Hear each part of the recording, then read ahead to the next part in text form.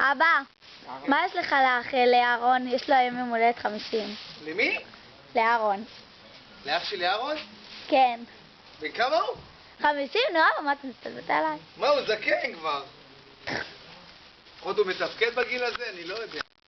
טוב, שיהיה לך הרבה מזל טוב, הרבה בריאות, ותשופעו לה כלמייתי, ותהיה בריא, ואוהבים אותך. מה, את לא... אמא. אמא, מה את מאחלת לאהרון שחוגג היום 50? אהרון, המון מזל טוב. מקרב פתק. נו. הם מבלבלים אותי, רגע. שיהיה לך המון מזל טוב, הרבה אושר, בריאות, פרנסה טובה. מה עוד נאחל לגיס כל כך יקר, שיהיה לך הרבה בריאות, אוהבים אותך משפחת סולימן.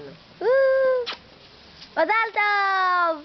יאללה, לך תראה איך יצא ותפקסס.